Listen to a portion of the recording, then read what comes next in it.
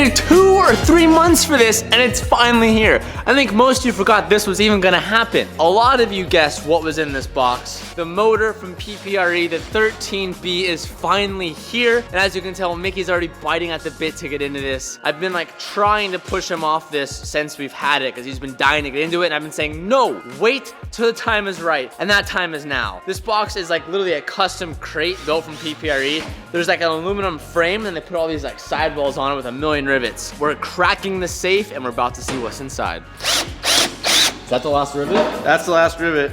We're in.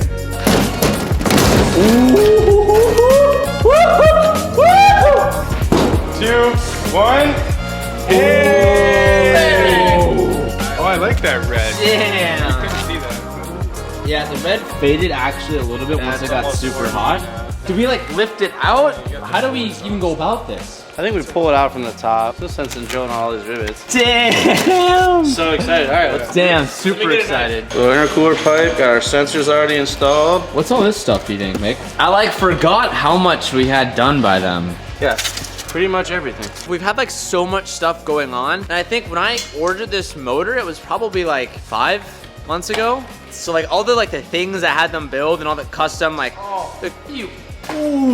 So this goes underneath the car, between the fuel, the factory fuel cell, and basically like the spare tire well. So dual DW fuel pumps, surge tank. Oh, it's gonna be so good. I forgot how much we actually got done by them, and seeing this here now is fucking awesome. Oh shit, this is for the clutch.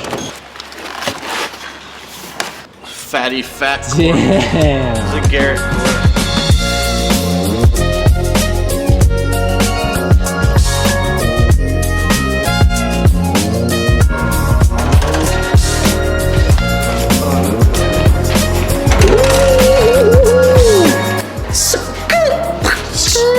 Input shaft to the transmission, dead. 100%. Look at this twin clutch. Look how much friction there is in here, Beckerman. What are you fucking an engineer? Yeah. Wait, you know what this is? Look, Twin. clutch. Direct clutch racing. I'm gonna wait for the day that you take this out, TJ, and you go, ooh, I wanna do a burnout, boom! Current draw. Because of all the memes around. Yeah. I'm kind of just sitting here and staring and admiring the motor. Been such long awaited, and this was like in the plan for such a long time. Definitely if I were to ever do this.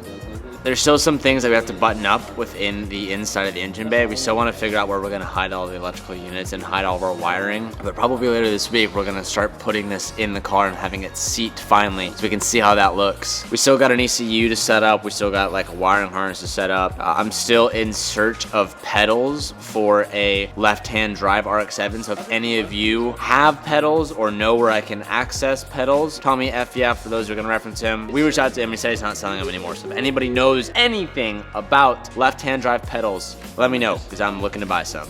Before I get into bringing the 13B over to the RX-7 and kind of just like getting a little visual of what we're going to be looking at for the next couple weeks, I need to get this 350 up in the air, and I want to address some of the comments that I recently just saw from yesterday's video. I saw a lot of comments saying that the 2JZ was overbuilt. The only thing done on the JZ is just a single turbo. That's it. Honestly, this car is pretty simple. The craziest thing that we have on the car is a rear mount radiator, and it's a pretty simple design. We still got stock internals. My hair is back. Put the light on me, Tej. My hair is back. All of you I know missed my curly hair, but it's back now. One of the things that I had Rad Industries do for me before round 2 is I had these like protective plates guarding the coolant pipe. This is the feed and return for the rear mount radiator. And I was a little bit worried just having these pipes exposed, because when I do go off track, oftentimes we'll slap the inner side of the car. So we put these like big sheets of aluminum. I think that's aluminum. Steel?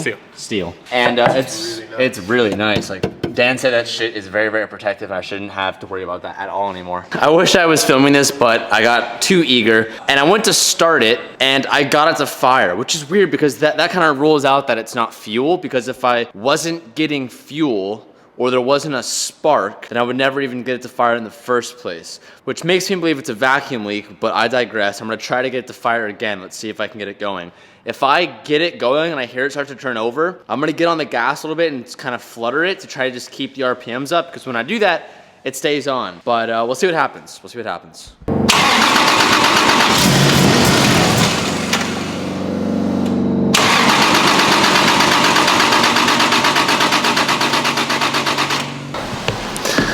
So yeah, you just saw it almost went and then it died. Okay, so I just came up with a new theory. The car is turning over, which means that there is spark. If there wasn't spark, if there was a lack of spark, it wouldn't be turning over. I was about to just dive into going into coil packs, checking the spark plugs, making sure everything was all good. The fuel pump kind of sounds different to me. I don't know how to explain it, but normally it sounds like a little higher pitched, and now it sounds kind of low pitched and kind of like groggy, if that's even a way to describe it. So maybe I'm thinking maybe one of my pumps failed, or maybe the filter could be clogged. Either way, I'm not sure, but I think I'm gonna dive in the rear end of the car and try and check them out and see maybe if we can find something there. So you think I should take the pump out or the filter out? No. The pump, you'll either hear it on or off, you know, like, yeah. It'll sound weird if it's not working right. It'll make like extra noises. I'm gonna go ahead and check the fuel filter right now. I got off the phone with Dan and what he was saying that the lines that we're using on the fuel system, not all of them that we're using are rated for E85 use. That was our mistake in the beginning. I got the wrong hoses and we were just running it and we thought it would last for about a year, but it crapped out a little bit early. But that's our speculation. So what we're gonna do to check all this is we're gonna go ahead and look at the fuel filter, see if it's clogged, and potentially the pump might have gone out as well. We don't know quite yet, but the first thing that we wanna do is check the fuel filter. To do that, we're gonna need to take off the radiator, take out the shroud. We're gonna have to remove the coolant pipe and drain the coolant system, and then we'll be able to access the filter, which is right down there. How are we gonna drain this without making a mess? Is there anything underneath the car we could? We're gonna make a mess. At least it's water. It's water and water wetter. Yeah, I'll hold this side. Oh shit. Here it comes. Yep. Okay, go. Oh, I plugged the hole. I can't. Oh, you just fucking Oh, condom. How much water is there? Well, if I let go, you wanna see? You wanna fucking see? You wanna see? Yo! That's how much fucking water. I gotta do this quick. Condom. Oh, no more water. Just kidding. Oh my god. It's fine to me. I don't know what a dirty fuel filter looks like, but that doesn't look dirty to me. So this filter appears to be fine. There's nothing that looks like it's clogged or dirty. There's no deposits or anything that are in here. So our initial thought of the filter is ruled out. Now the next thing that we're gonna look for is the fuel pumps. We're gonna turn the car on, turn the fuel pumps on, and see how much gas shoots out. Maybe we have a faulty pump. It's time to test that. Pull the fuel filter off. It looks pretty clean, so we're putting that system back together. We're putting the coolant system back together. We're moving the fuel filter to a different location because it was in a really bad spot. Once we get this all put back together, we're gonna go ahead and kick the car over, turn the fuel pump and the water pump back on, and we're going to remove a fuel line at the fuel rail and see if we're getting fuel to the fuel rail. If we're not, we might have a bad pump. We could just try and check the pumps right now, but because we have two pumps, we have a lifter to the surge tank and then a main pump to go to the motor. To shortcut that, we're just gonna check to see if our injectors are even getting fuel. So there is a simple line we can pull off the fuel rail. So when we turn the car on, we should have fuel spitting out of that. If we don't, that means it's one of our pumps. If we do, then I don't know what will happen next, but we'll figure that out when we get there.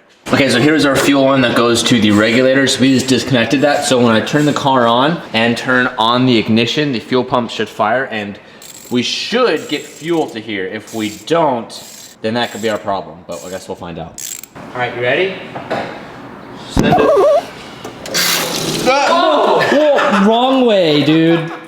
Wrong way. 100% the wrong Why did I way. just get sprayed in gas? Cut that out of the film. Yeah, nope. This way. Oh, it came out of the regulator. It came out of the regulator. Came wrong side. So then the fuel line is this one under here, which is buried, of course, and not accessible by us. Smell though. Or you could just kind of. Yeah, it's not accessible to us.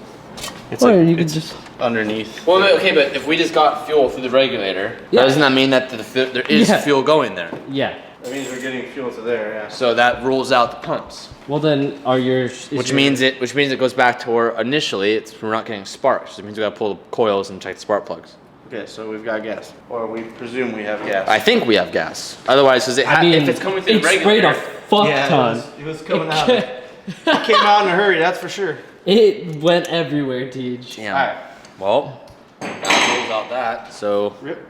time to go back to the coils. I just got off the phone with Danny, my tuner. I plugged into the ECU and was looking at it through the laptop, and I was able to get the car started once again.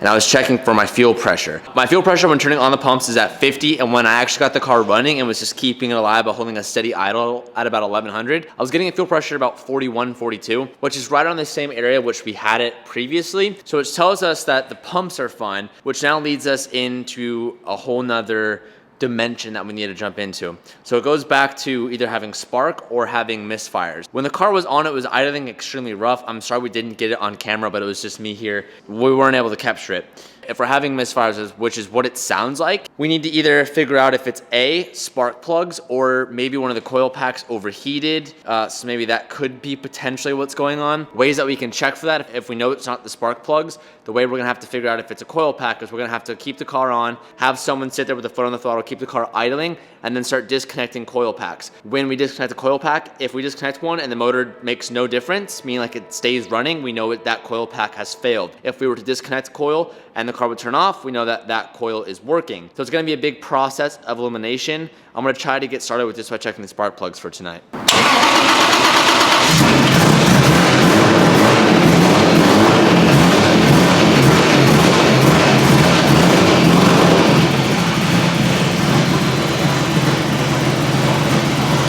I pulled every one of them, it didn't make any difference. It didn't kill the car. You said it would kill the car. Wait, It wouldn't kill the car, but you would hear that it dropped that cylinder. Basically, that cylinder is not going to fire because it's not getting spark. right. Because you're unplugging the coil that creates the spark. Yeah, what the fuck? So How does that make sense? I just pulled Every coil. every one at a time and didn't notice any difference. Now, it is running rough, so there's a chance that it just wasn't audible because it's blah, blah, blah, blah, blah, blah, blah. But that didn't make any like obvious. All right, so here is a small update on the JZ mystery problem. I'm learning a lot as we've been going through this. I spent about an hour on the phone with my tuner and I did 2 data log recordings for him. I did the VVTi solenoid plugged in and the VVTi solenoid unplugged. And I did revs from 1,000 to 2,000 and then back down, and then from 1 to about 2.5 and then back down. And he's gonna check those logs just to make sure that the VVTi is functioning properly, because we ruled out that the fuel pumps were good. We're getting enough fuel pressure. Our fuel filter was fine. When we disconnected all the coils, the motor wasn't turning off, so it couldn't have been, it seems to be nothing with the coils. We just pulled the spark plugs and everything on the spark plugs looked to be okay. Everything seems to be burning fine. So right now, Danny is going through the logs and is trying to see if anything looks off, because it seems that maybe something VVTi related is what's happening, which is why the car isn't idling as it should. As annoying as this process is, I've been actually learning a lot in the past like 2 hours, so that's always good, and I always like learning more about this car. So if I'm ever stranded or I'm ever in a pinch and like I have no one else to help me, at least now I have more information that maybe I'll be able to figure out any issues in the future. We've gone through the checklist of what everyone's told us to do, and we haven't found the issue yet. Right now we are relying on those data logs that I took. All right, so I just got off the phone with Danny, and he said that after checking the data logs that we sent him, it looked like our cam gear is stuck in an overly advanced state, is what he said. So essentially what that means is that the solenoid just isn't doing its job. So what we're gonna try to do is clean the solenoid as best we can and throw it back in there. Try to start the car again. If the idle is clean again, then we know that was the issue. Or it could be possible that this solenoid is just toast, and we're gonna need to order a new one and see if that fixes it. If that doesn't fix our problem, then we'll have to keep searching. But that's kind of what we're looking at right now. So I guess we'll clean this best we can and give it a shot.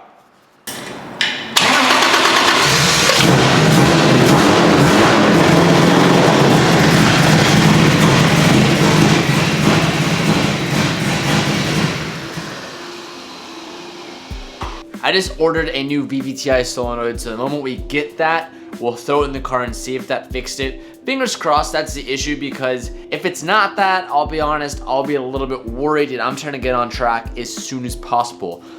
Speaking about getting back on track, huge shout out to Daniel from Premium for letting me borrow that Titan XD. I love that truck, and I will say that using that truck for the weekend and having a diesel truck and having all the backseat room and the bed of the truck to like just throw shit in and just be super fast. As much as I love my X5, as much as I love that car, I am ready to get the truck. I don't know what day it will be, but if everything stays according to plan, I'm probably gonna end up picking a truck up sometime within a week. I will be honest, I'm looking at 2 trucks right now, and I wanna see you guys be active in the comments down below because I wanna hear you guys' side. I'm either looking at a Ford F-250 or I'm looking at the Chevy 2500 LTZ or the High Country.